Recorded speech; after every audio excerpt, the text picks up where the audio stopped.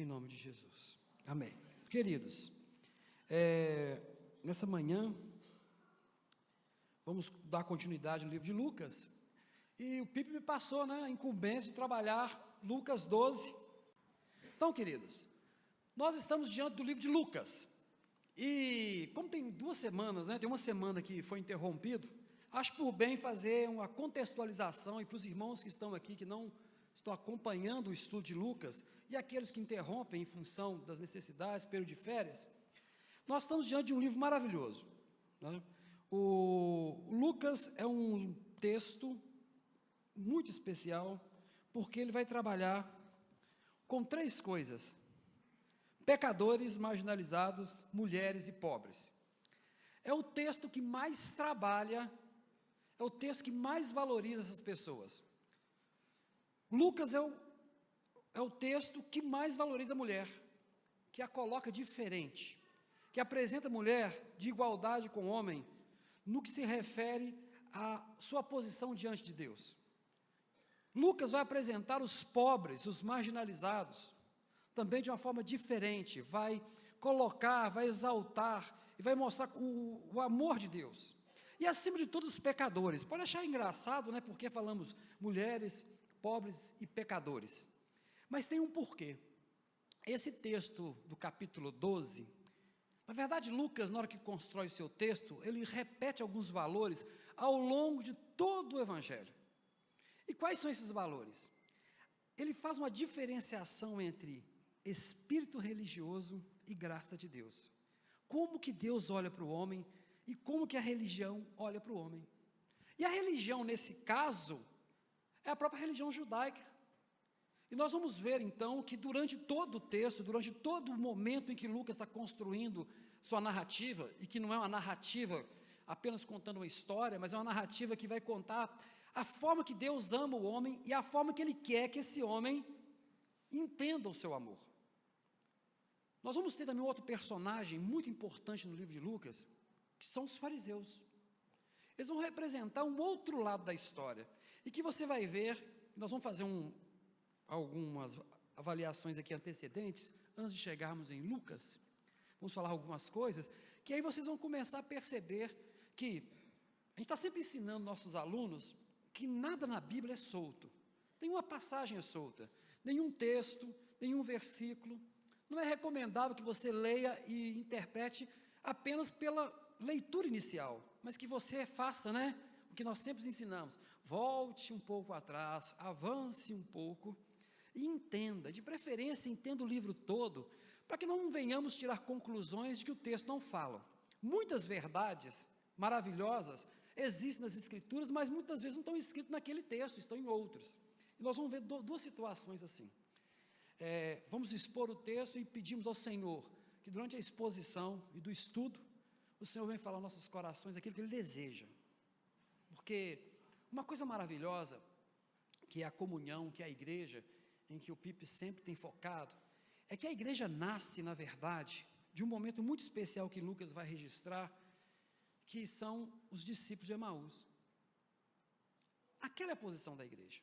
Você tem 2 pessoas desencantadas, que não compreenderam os fatos, que estão desiludidos, entristecidos, e o Senhor se revela para eles, e os acompanha, e se revela, e vai usar da palavra que eles conhecem, que eles estudaram, que eles ouviram, que eles já ouviam, sabiam, mas aquilo não consolava os seus corações. Ou seja, podemos estudar, podemos nos encher de conhecimento, e de forma alguma, isso consolar nossos corações, se o Senhor não nos revelar.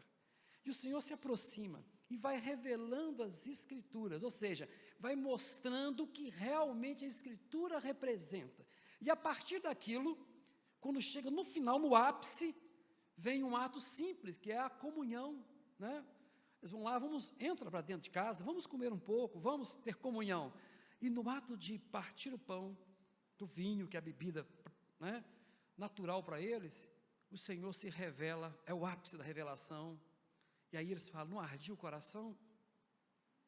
Não ardia o coração quando Ele falava da palavra? Então é isso, não adianta estudo, não adianta nada se o Senhor não está revelando. É o que nós queremos hoje, queremos que o Senhor, diante, né, das nossas dúvidas, das nossas proposições, que o Senhor, no final do culto, possa ter falado o coração de vocês, assim como o Emaús, porque é isso que é a igreja, reunir mais de dois em nome dEle, aí Ele se revela. Então vamos ler o texto, mas vamos fazer depois algumas observações. Capítulo 12 de Lucas, do verso 1 ao verso 12, que diz assim: fermento dos fariseus. Ajuntando-se, entretanto, muito milhares de pessoas, de sorte que se atropelavam uns aos outros, começou a dizer a seus discípulos: acautelai-vos primeiramente do fermento dos fariseus, que é a hipocrisia. Mas nada há encoberto que não haja de ser descoberto, nem oculto que não haja de ser sabido.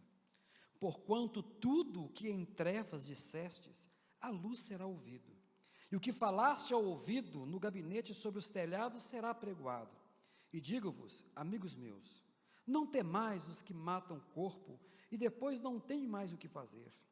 Mas eu vos mostrarei a quem deveis temer. Temei aquele que pode matar, e tem poder de lançar no inferno. Sim, vos digo, esse temei. Não se vendem 5 passarinhos por 2 cetis? E nenhum deles está esquecido diante de Deus?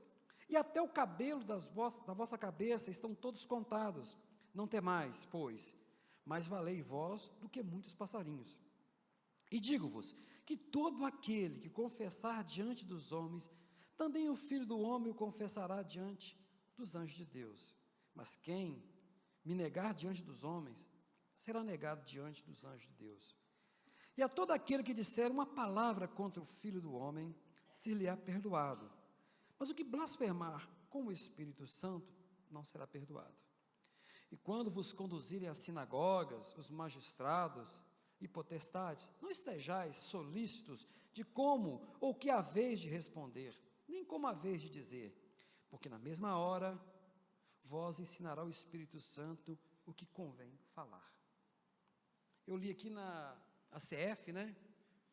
Eu sou daqueles crentes bem antigos, então, 40 anos, né, de evangelho, então a minha tradução sempre foi a corrigida. Não que eu não leia as outras, pelo contrário, né, ensino muito, leio e comparar todas. Mas é que a gente acostumou tanto com o texto, então essa facilidade de estar sempre trabalhando com outra versão. Mas antes de nós entrarmos nesse texto, nós temos que construir um cenário para que os irmãos entendam. Porque quando você faz a primeira leitura, parece que é muito óbvio o texto, né, a princípio. Mas temos algumas coisas que estão antecedendo. Jesus está numa situação muito peculiar, quando ele vai fazer essas palavras. Eles estavam em discussão, uma discussão muito grande, com um grupo de pessoas, que vocês vão ver que são fariseus. Nos capítulos 11, ele vai estar com a seguinte situação: Jesus se aproxima, vamos lembrar, Jesus no capítulo 11, ele se aproxima, expulsa um demônio e é acusado de estar possuído por Beelzebul. Depois disso, eles pedem um sinal. Você é filho de Deus realmente? Mostra um sinal, porque Jesus está vindo da Galileia, em direção a Jerusalém. Incrível, lá na terra dele, para lá, mais em cima, ele vai curando, fazendo uma série de coisas, e vai diminuindo esses sinais à medida que vai chegando. E esses fariseus, essas pessoas religiosas, estão então querendo testar Jesus, porque eles têm dúvida, e querem um sinal. Se você fizer isso, aí eu vou acreditar que você é filho de Deus. Fica parecido muito com aquela palavra de Satanás, né? Se você é filho de Deus, se lança. Muito próximo disso. É o mesmo Espírito instigando Jesus a mostrar o poder para provar que Ele é. E Ele não precisa provar, Ele é. E Jesus fala assim: olha, não haverá nenhum sinal que não seja de Jonas. Claro que ninguém entendeu absolutamente nada, porque ele fazia uma proposição da sua ressurreição.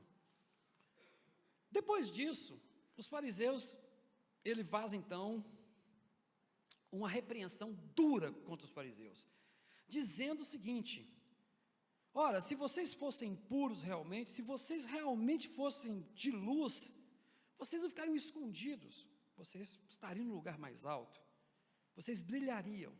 Ou seja, a sua justiça não ilumina ninguém, vocês não influenciam ninguém. Que coisa é essa? E continua um pouco mais, ele depois vem criticar algumas coisas que eles faziam e davam muito valor. Nós vamos tocar sobre esse assunto.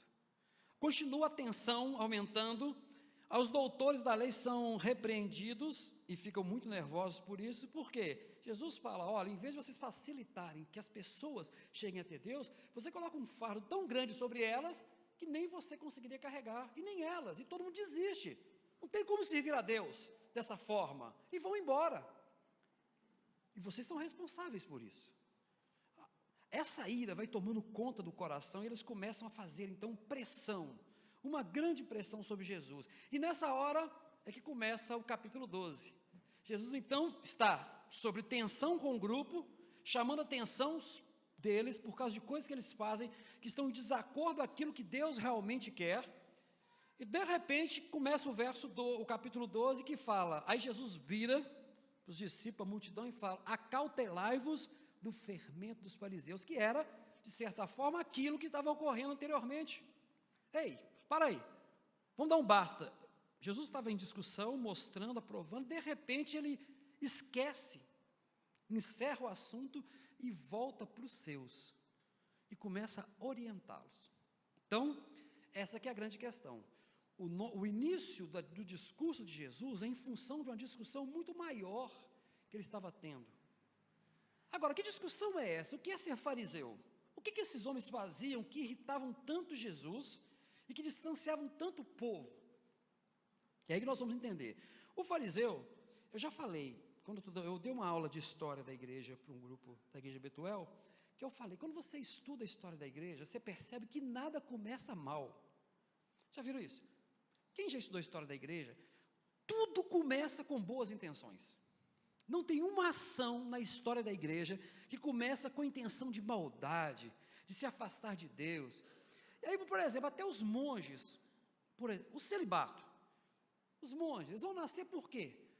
Lá Constantino tem o domínio completo do Império Romano, as pessoas começam a perceber que agora ele tem uma tendência ao cristianismo, começam a encher as igrejas, começam a influenciar a comunidade, e tem um grupo de pessoas que fala assim, espera aí, o mundo está entrando na igreja, essas coisas estão mudando, não é assim que deveria ser, onde está a comunhão, a piedade? Em vez desses irmãos tentarem ensinar, lutar, eles tomam uma posição, eles se afastam e vão para o deserto. E não querem saber mais nada do mundo. Ele é muito espiritual, quer saber das escrituras, mas ele não quer mexer com gente. Aí ele se afasta, se esconde de Roma, estou resumindo bem a história, né? E aí ele começa a ficar distante para não se contaminar com o pecado. Está correta a posição dele? De certa forma, ele não quer contaminar com o pecado, está certo. Só que esse homem se afasta e deixa o povo à deriva. Ele deixa o povo à deriva, porque se ele conhece a palavra, se ele tem conhecimento, se ele pode ser a diferença, se ele pode ser a luz, quando ele se afasta, ele está cometendo um erro. Esses homens todos se afastaram com bom coração, porque eles não queriam participar das mudanças que estavam ocorrendo. Mas de repente esses homens se afastam, ficam muito introspectivos, né? Se dedicam horas e horas de oração, de leitura, mas sem contato com as pessoas. As pessoas que estão fora querem luz e começam a olhar para eles e falam assim, não é que esses caras são santos mesmo? Eles que estão certos? Eles não são os melhores? Lá do outro lado eles veem e falam assim, nós somos mesmo. Não vamos contaminar com esse povo. Chega uma hora que esse povo aqui fala, esse povo que tem que nos dominar, eles que tem que ensinar na igreja, essa é a forma certa de servir a Deus, né?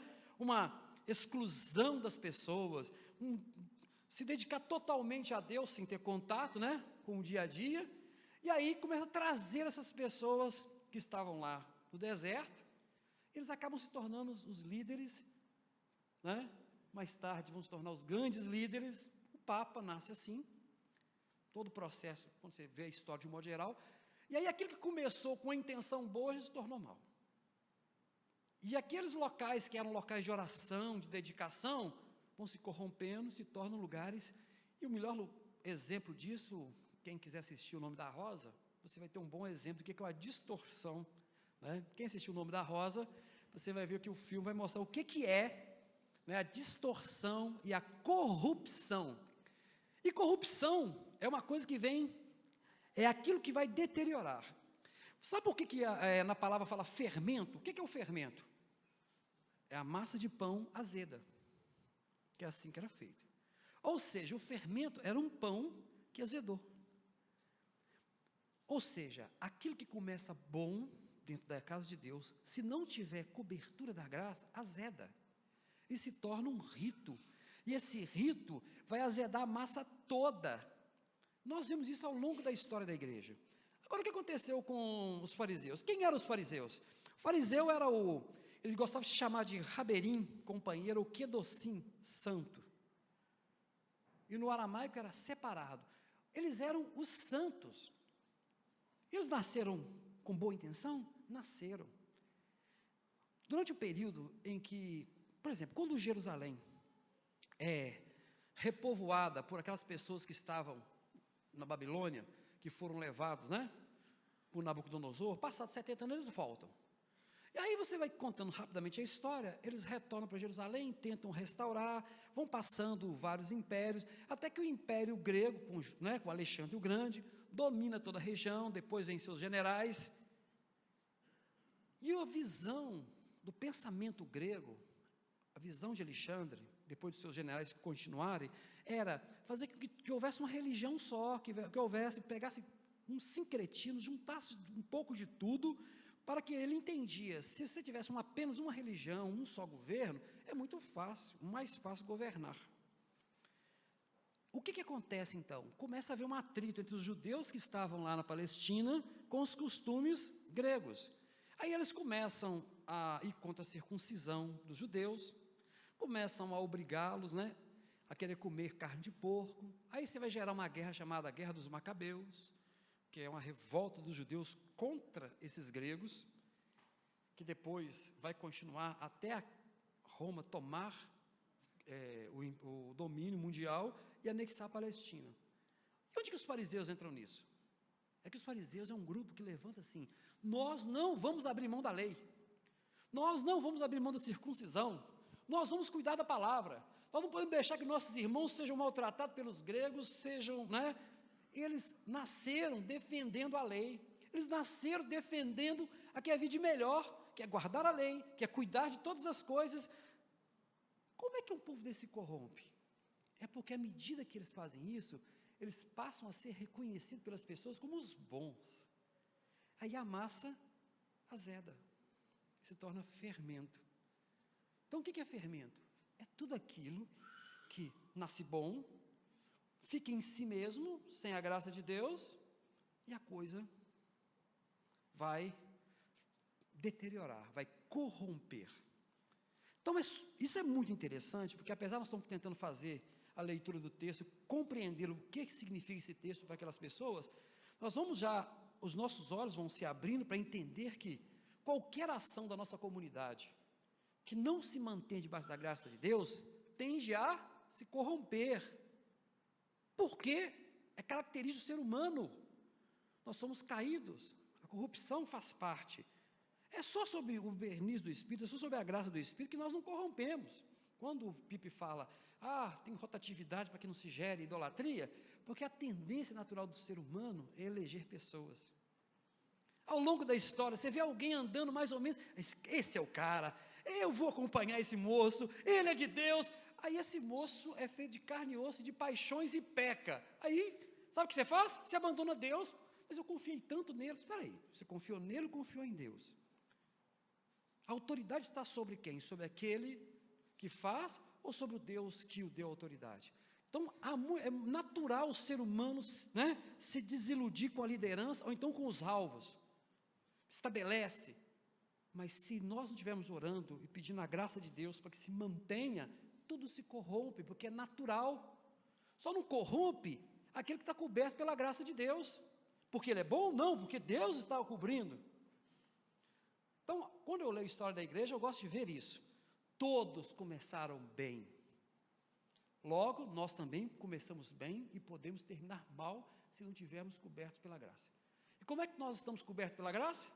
Sempre nos aproximando, deixando Deus se aproximar, porque nem querer aproximar de nós queremos muitas vezes. É Deus que sempre se revela. Então Jesus vira e fala, olha, toma cuidado com o fermento dos fariseus. Agora vamos entender o que os fariseus faziam que desagradava a Jesus. Algumas coisas. O que acontecia? Você tem a lei de Moisés, a lei oral. Todo mundo tem uma Bíblia de estudo, não tem? Quase todo mundo tem uma Bíblia de estudo, tem os rodapés que ninguém lê normalmente, né? E nem as introduções que também ninguém lê. Alguns, né, compram aquela Bíblia maravilhosa, linda, e não lê nada que está na Bíblia, nos comentários. Eu sempre falo com meus alunos, tem tanta coisa na mão de vocês e vocês não usam. Aqueles comentários hoje, você fala assim, é um comentário.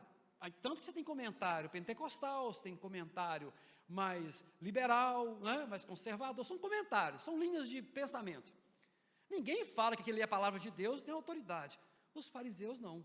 Quando um rabino lia a lei, que eles consideravam um rabino uma autoridade, e ele fazia um comentário, uma interpretação da lei, para eles aquela interpretação tinha tanta autoridade quanto o próprio texto. É isso que, isso foi se somando e construindo ao lado da lei, um monte de ordenanças e interpretações, loucas, pesadas, que não era que Deus estava ordenando, mas eles achavam que era assim, e por serem especiais, né, serem pessoas separadas, é claro que a palavra deles tinha que ter autoridade, e começaram a construir quase que uma escritura paralela. Você pensa que isso é só fariseu? Vamos ver.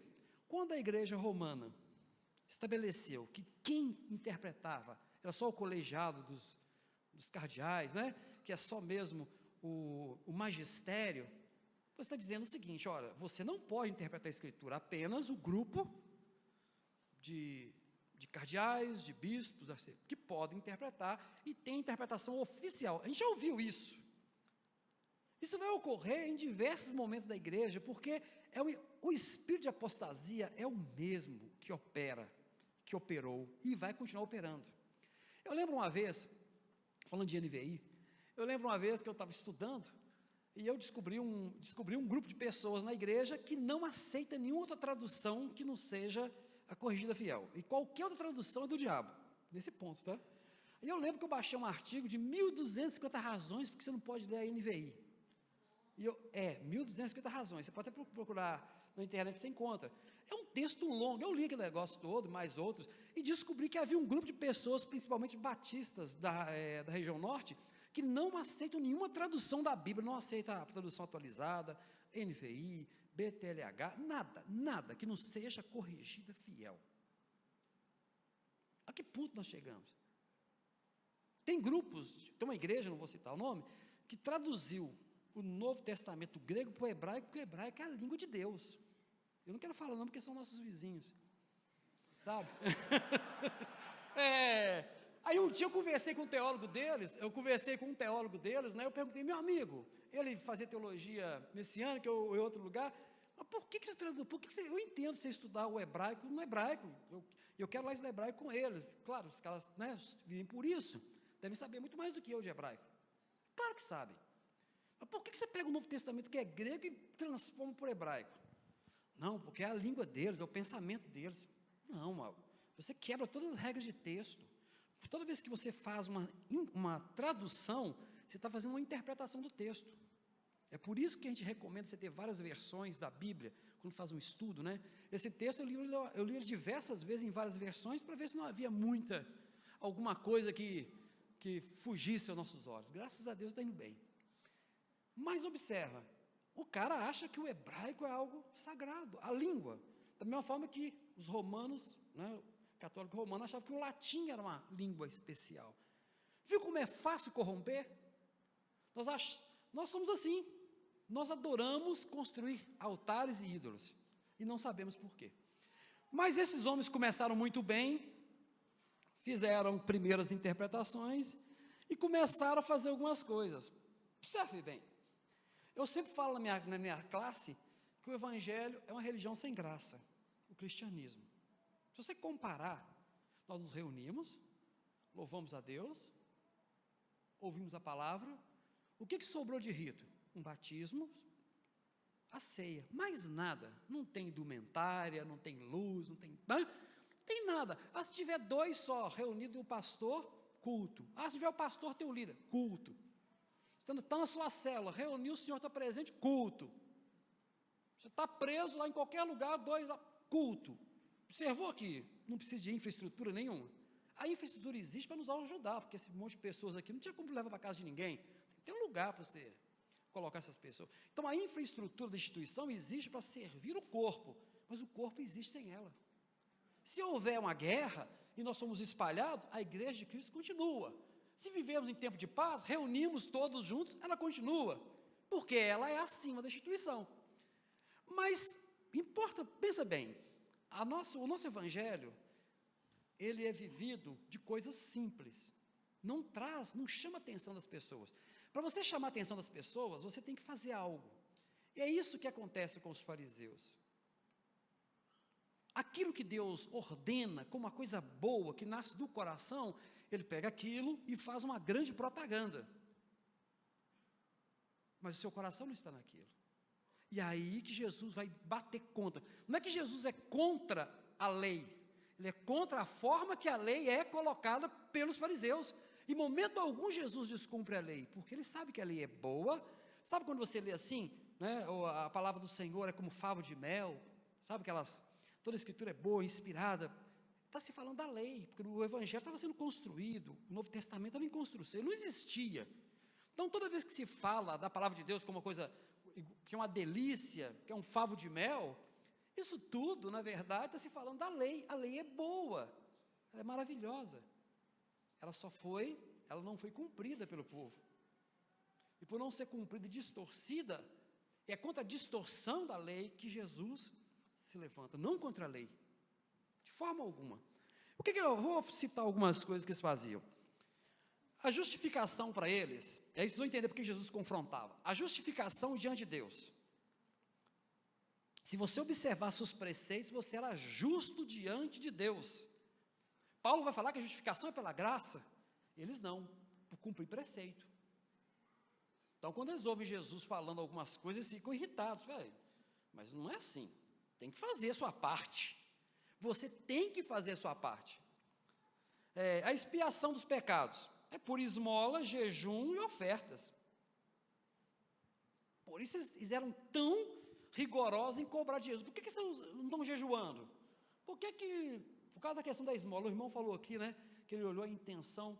Aquilo para eles é um choque, Jesus falar que aquela viúva entrega mais do que os outros.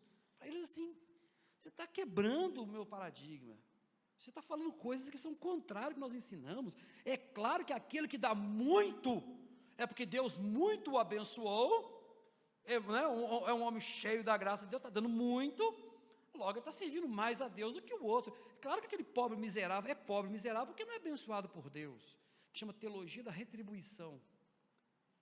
Quando a gente vai estudar, né, a teologia da prosperidade, na verdade, ela é um filhote da teologia da retribuição. A teologia da retribuição, você vai ver muito no livro de Jó, que a pergunta é, por que os justos sofrem? Essa é a grande pergunta do livro. E é baseado nisso, teologia da retribuição. Eu fiz tudo, e por que eu estou sofrendo? Mas o que nós vamos perceber aqui, que o fariseu, que é o fermento que Jesus vai estar citando, esse fariseu, ele também tinha outras coisas. Os pensamentos não são pecados. Aí vocês vão perceber o que Jesus, lá nas bem-aventuranças, vai falar, né? Se você, na lei está dizendo que você não adulterarás, mas se você pensar, você já adulterou? Porque para o fariseu, o importante era o ato, era o externo. Se você não fez, você não tem pecado. Você viu aquela história? Nossa, o fulano é bom, rapaz. O cara não bebe, o cara não fuma, o cara ajuda a mãe, ajuda o pai, gosta do cachorrinho, você entende? É bom no trânsito, só falta Jesus. Já viu essa expressão? Só falta Jesus. Eu falei com meus alunos assim, a expressão tinha que ser assim, ó, só falta o número de membros da igreja. Porque não é possível Jesus não é falta, se você não tem Jesus, não tem nada. Tudo que ele está fazendo é o que está em Coríntios. Eu posso dar meu corpo, eu posso me entregar, eu posso fazer tudo. Se não tiver amor, qual amor? O amor a Deus. Aquele que é o amor que Paulo está falando. Se você ler lá o Coríntios 13, o cara está fazendo de tudo. O cara faz aquilo que eu não faço. ele dá a vida, ele entrega tudo, ele faz de tudo, mas se não tiver o amor ao Criador, não entender que ele é dependente de Deus, é igual sino sem som. Não tem nada. O fariseu defendia isso. Se você faz, se muito você oferta, claro que você. Se você faz muito jejum, claro que você é abençoado. Se você é um grande dizimista, e dízimo para eles era lealdade a Deus mesmo. Então, aí aquilo que foi construído por Deus para abençoar, se torna o fardo. Logo, os pecadores, as mulheres e os pobres não tinham vez com o fariseu. Quem vai ter vez? É um varão judeu, próspero. Então, para você ser bem na fita, no tempo de Jesus, você tinha que ser homem, né, maior, com boas posses, porque aí você diz o seguinte: Deus te abençoou.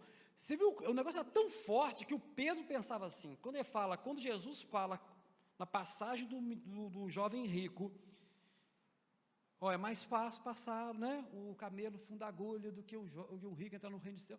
Senhor, então, o que vai acontecer? E a gente? Nós somos pobres, miseráveis. Se um cara rico, bacana desse, bonito, abençoado por Deus, não entra no reino de Deus, e nós, miseráveis, né? Como nós vamos entrar? Aquilo que é impossível aos homens, a cabeça deles, é possível a Deus, Pedro. Não se preocupa não, é isso que você está pensando não. Porque estava tão entrincheirado na cabeça deles, que a pobreza deles representava abandono de Deus e falta de bênção. Quem ensinou isso para eles? Os fariseus.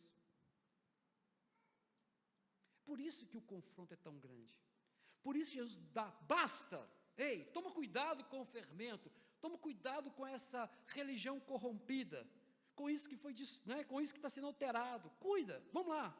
E aí agora ele vai começar, então, a dizer algumas coisas.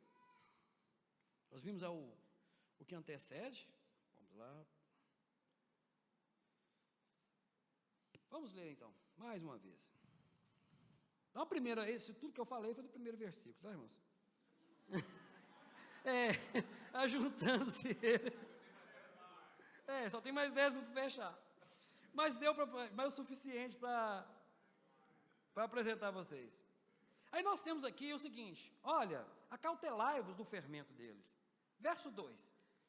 Mas não tem nada que está encoberto que há de ser descoberto, que não seja descoberto, e nem oculto que não seja sabido.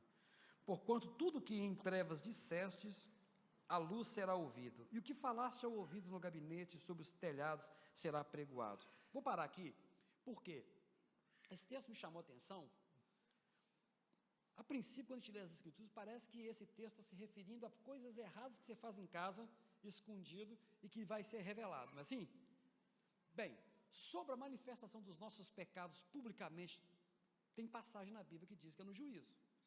O que você faz, você vai dar conta. Toda palavra que você faz, todos os seus atos, você tem passagens na Bíblia que vão garantir esse ensinamento. Mas essa passagem não é esta. Eu gostaria de chamar vocês para lerem em Mateus, que é o correlato do texto. Aí vocês vão perceber o que eu quero dizer. Mateus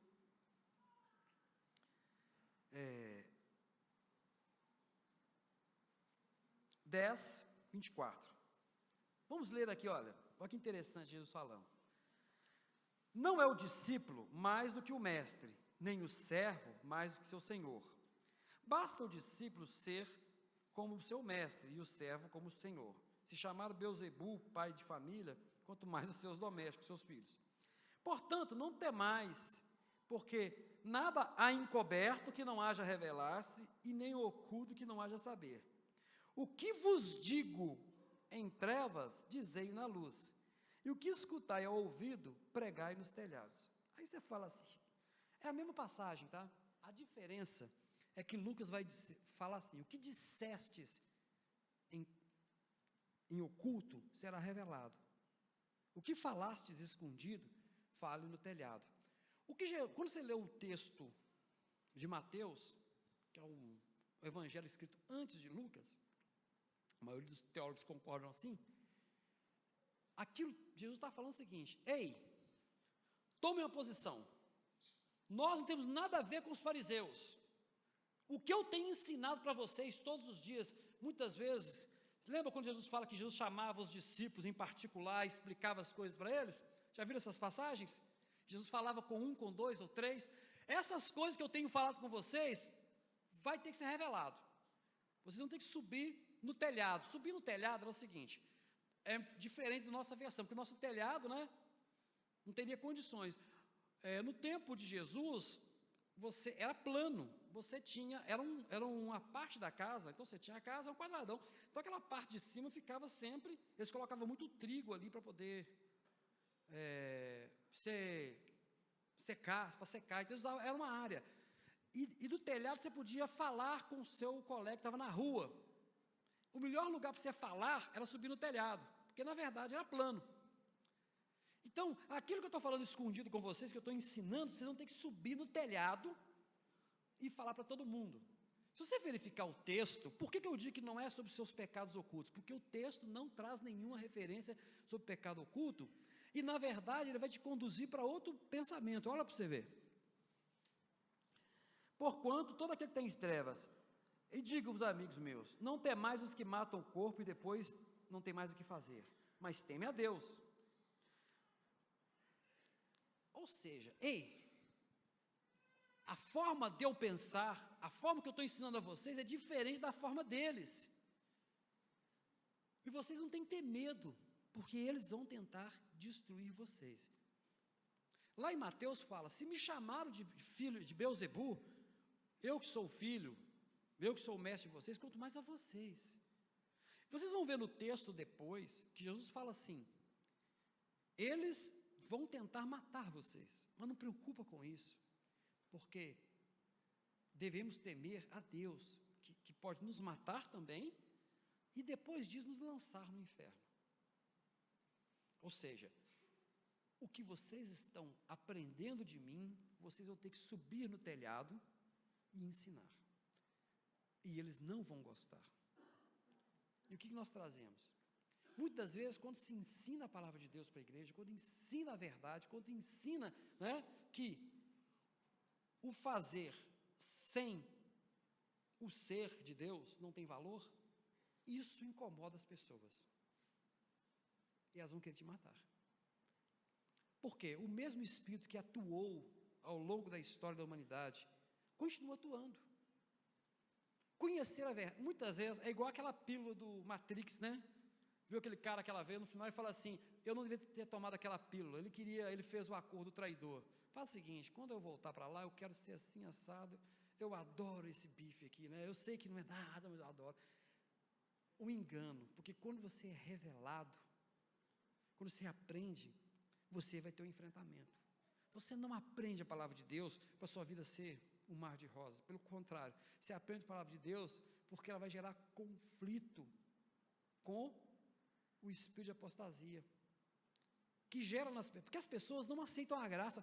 A coisa mais difícil do mundo é aceitar a graça. Vocês sabiam disso? Porque para aceitar a graça, você tem que ter reconhecimento que você é pecador, e nós não queremos reconhecer. A gente sempre fala assim, eu não sou tão ruim quanto fulano. Não, eu tenho alguma coisinha boa aqui dentro. E eu falo, você não é tão ruim porque não foi dada a oportunidade de ser. É verdade. Graças a Deus que Deus não permitiu que a gente passe fome, para a gente não ter que matar e roubar. Graças a Deus que Deus não permitiu que nosso parente seja morto na nossa frente, para que o ódio tome conta e a gente tire a vida do outro. Graças a Deus que não foi oferecido 10 milhões de reais para a gente poder dar uma assinatura, um documento. Graças a Deus. Então você agradece a Deus porque que Deus não nos deixa cair em tentação. Deus não está permitindo que circunstâncias sejam criadas para que você caia, porque se for criado, nós caímos, porque nós não temos diferença de ninguém. Quando você reconhece a sua incapacidade de servir a Deus, aí tem lugar para a graça. Mas quando você conclui que tem alguma coisa boa em você, não há lugar para a graça. E os fariseus, como eles pensavam que ao fazer determinadas coisas e guardar determinadas coisas, eles tinham condições de alcançar a Deus justificação. Então não há lugar na graça para o coração deles, Por isso que eles têm ódio de Jesus. Ei, você quer me dizer que tudo que eu fiz, eu ando assim? Porque você sabe por que ele se limpava tanto? Ele chama a atenção de Jesus, porque ele está... Não é que Jesus não tem higiene, não. É porque eles não se limpavam por causa de higiene. É porque eles iam no mercado. Aí pode ser que eu encostasse nesse aqui, ou nesse aqui, ele é fariseu? Não, pecador. Então Deus me livre, vou me limpar, porque senão vou me contaminar. É por isso que eles se limpavam do mercado, que o mercado era cheio de pessoas pecadoras, cheio de pessoas imundas, e eu tenho que me limpar, porque senão Deus não vai me aceitar. Eu tenho que entrar no meu nirvana. Falar em nirvana, eu tenho uma amiga minha, né, a Dilu, que trabalha comigo, e ela, professora de yoga, eu já brinco, professora de yoga, doutora em informática, e ela falou comigo assim, ela está indo para o México, e vai meditar 18 horas. Eu disse, como assim, Dilu? Não, porque tem um mantra que eu vou repetir lá, que para eu terminar o mantra, tem que ser 18 horas seguidas. Como, Dilu? Você não vai comer, não? Ela vai pesar uns 48 quilos. Eu falo assim, olha, você não vai voltar, não, entendeu? Você não tem jeito. Ela falou assim, não, e ela já é 48 quilos, ela não tem nada, né? A gente tem uma briga, porque eu tenho mais peso que ela, mais pelinho, então se um calor terrível, e ela não tem peso nenhum, a mesma sala, ar-condicionado é uma briga, né? Então, ela disse, eu vou entrar então, eu falei assim, eu sei, Dilu, a gente vai repetir um mantra, gente, repetir um mantra 18 horas, o guru dela mora no México, ela tem que ir para lá, gastar dinheiro, para repetir um plano. Não, a gente tem intervalo de alguns minutos para comer alguma coisa e voltar, mas tem que ficar ali repetindo o mantra. Como que uma pessoa dessa pode ter espaço para a graça? Porque eu faço o seguinte, eu faço um sacrifício desse tamanho, é claro que eu tenho que ser melhor do que o outro que não fez nada. Entende, querido? Não há lugar para a graça quando você acha que você está ajudando Deus na sua salvação. E aí a sua justiça, aí seus dízimos, suas ofertas, suas orações, seus jejuns, suas células, podem ser corrompidos. Torna-se fermento. No final do texto ali, vamos fechar, Jesus vai chegar lá e falar assim, olha, vocês vão ser arrastados aos tribunais, e não preocupa não, com o que vocês vão falar, porque o Espírito Santo vai falar por vocês. O texto mal utilizado, as pessoas dizem que essa é a passagem que justifica você não estudar a Bíblia para falar, que na hora Jesus te dá a palavra. Não é isso, porque no momento em que ele está chegando no tribunal, a defesa não era um argumento deles, porque eles estavam sendo arrastados para os tribunais por falar aquilo que Cristo ensinou, e cabia a Deus conduzir a defesa e não eles. Então é um outro verso totalmente descaracterizado, né? Descontextualizado. E se vocês querem aprender mais um pouco da interpretação, eu vou reforçar, Academia da Bíblia, né? Esse semestre nós temos hermenêutica, que é a ciência da interpretação, e mais no finalzinho nós temos ainda o Antigo Testamento, na turma 3. Mas, queridos, se temos alguma coisa que temos que fixar nessa manhã, não permitir que o fermento, e o que é o fermento? É a corrupção das coisas boas. Nós temos o privilégio de ter uma liderança, de ter professores e ter pastores, que tentam mostrar que o fazer sem o ser não tem valor. Mas quando você é de Deus e entende que você é um privilegiado por não estar pecando, porque Deus está te guardando, aí tudo que você faz é bênção e tudo tem valor.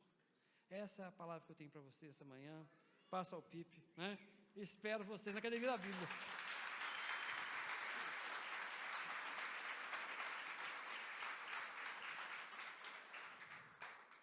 Eu já posso abrir outra igreja, né? Vocês já estão bem.